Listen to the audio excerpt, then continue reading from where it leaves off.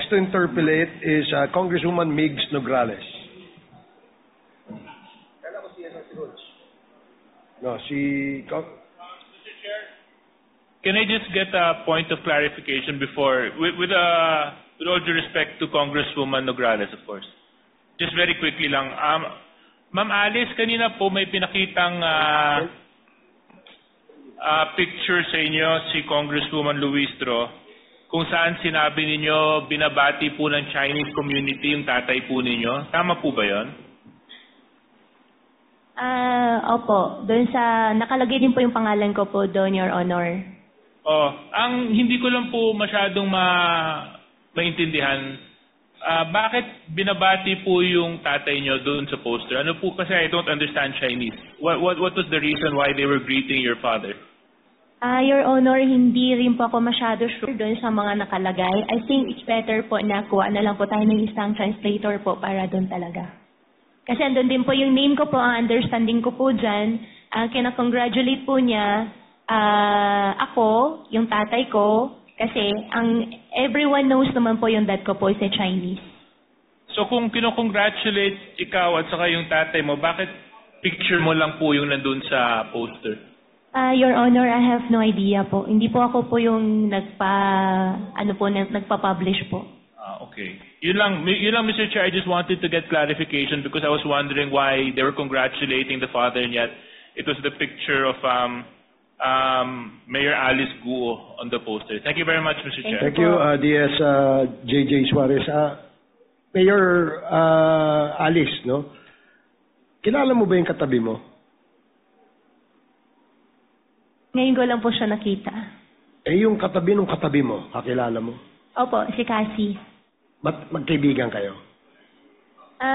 Consider. Sabi niya kasi, nung huling hearing, boyfriend niya yung kapatid mo. Tama ba? Yun po yung deklarasyon po nila. So, boyfriend nga niya? Opo, kasi yun po yung sinasabi po din nila sa akin. So, ikaw, hindi mo ba nakikita na malagkit ang tingina nila, ganon? Wala ka ba nakikitang ganon? Ha? So, din po. So napapansin mo rin, no?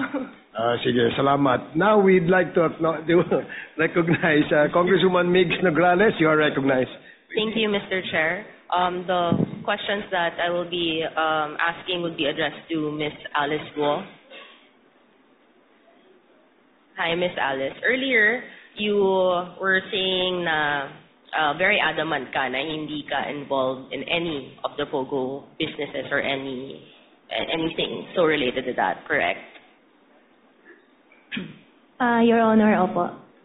And you did an interview na maraming nakakita with Karen Davila last May 2024, correct? Yes po, Your Honor. At doon kunento mo yung simple mong buhay, yung income mo, farming lang, lumaki ka sa pinalaki ka ng tatay mo, and very personal information, correct? Yes po, ma'am. And you mentioned the only connection na meron ka with Hong Sheng is because you bought land at ikaw ang translator. Hong Sheng po ba, Your Honor? Yes, Hong Sheng. Hong Sheng, opo. That time po, nag-translate lang po ako for them, and that time, I am part of the land po ni Hong Sheng. That time. So after that. Sorry. Land po ni Baofu. Okay, ulit. Part ka ng land which nako-confuse ka na ata eh. Opo, Baofu. Baofu is a land development company. And before po ako nag-divest, I think 2021.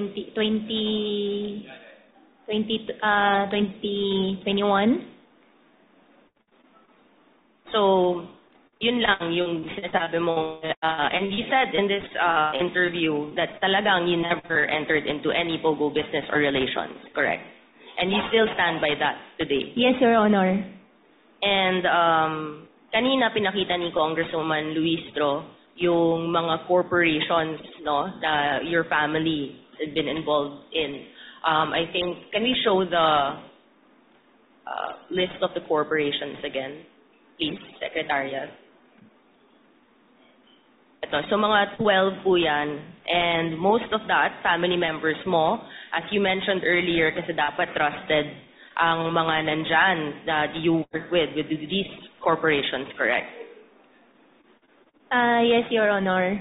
So, sa simple mong buhay, sa farming, from 2009 to 2023, you were able to do 12 corporations, build 12 corporations. Your Honor, yung iba po dyan ay hindi operating. Yung iba naman po dyan nag-start 2010, 2009 pala, to be exact, si QJJ Farm.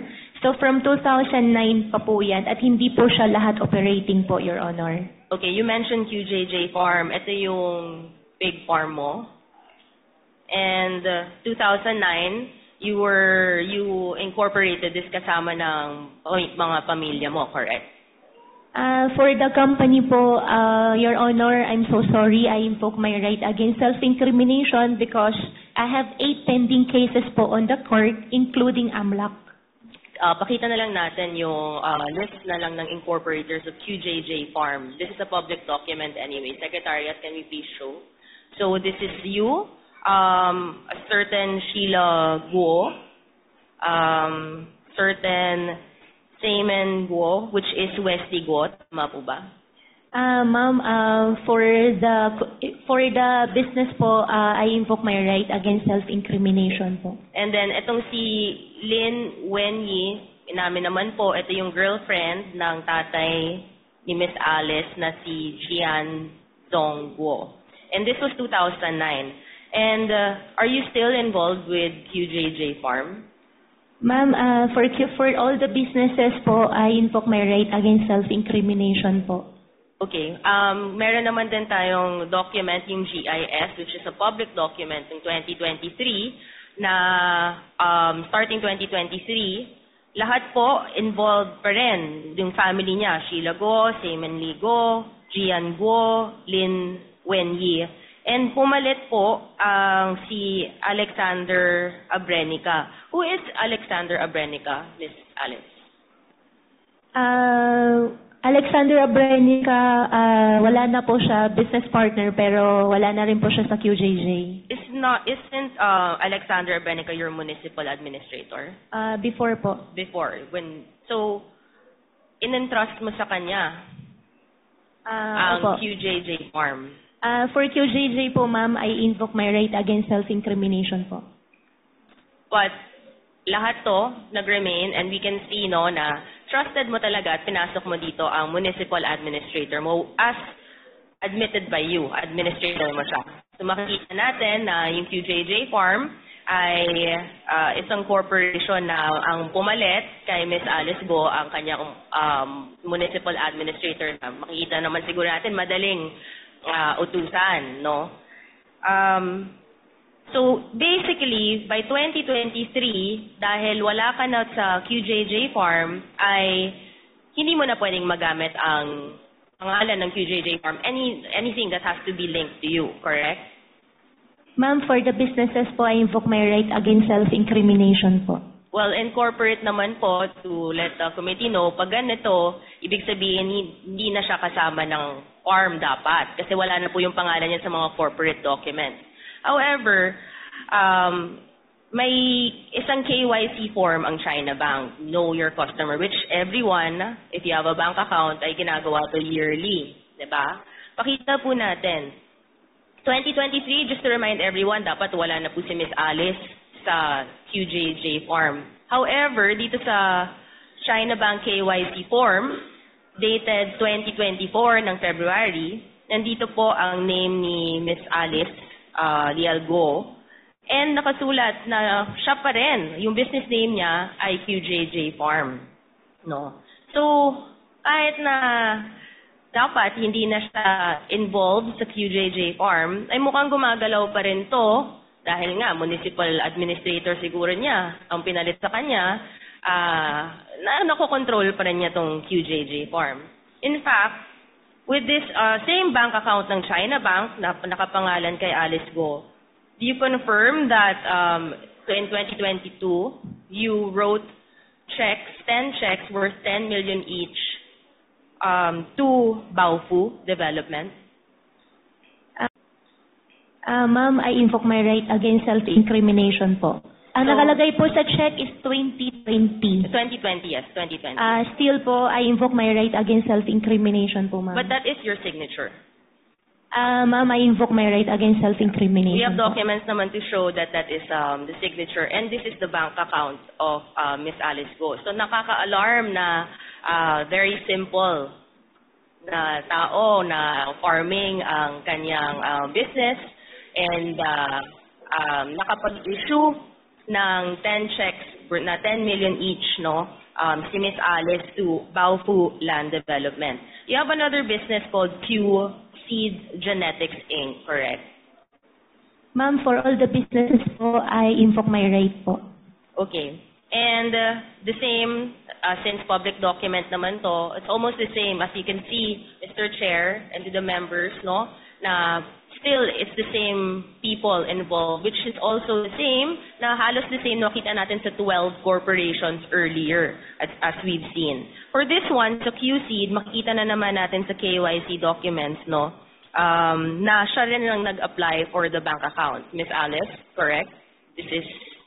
Do you know this document? Ma'am, I invoke my right against self-incrimination So po. makikita naman po natin, same signature, her name is there. Essentially, parang ganito yung nangyayari sa kanyang mga businesses, sa kanilang mga businesses. Si Miss Alice talaga may hawak ng mga bank accounts. Siya yung nag-a-apply sa mga bank accounts. So siya yung naghahawak talaga. May access sa accounts ng mga different corporations with her name and her family's name. Let's go to Baofu, no? Noong 2019, February 2019, tama ba na bumili ka ng maraming lupa in Anupul, Banban, Tarlac, Miss Alice? Sorry, Your Honor. You purchased land in specifically Anupul, Banban, Tarlac noong February 28, 2019. Do you remember? Anong pong lot po yun, Your Honor? Sorry. This is a 10,000 square meters na lot. You bought it from Restituto de la Cruz. Yan po yung Baofu po. Ito yung sinasabi niyong pinurchase niyo na Baofu. And yung pinurchase niyo to, it was classified as agricultural. Correct? Your Honor, I cannot answer for that. You purchased it, Opo. hindi mo alam kung anong classification ng land? Kasi you Hindi ko can lang po maalala to be exact. But this is your land and you purchased it. Ang laki-laki ng land na to. Yes po. Yung reclassification, hindi ko lang po maalala yung reclassification. Okay, hindi mo maalala. Paalala ko na lang po sa inyo dahil meron naman tayong official document ng Office ng Sangguniang Bayan.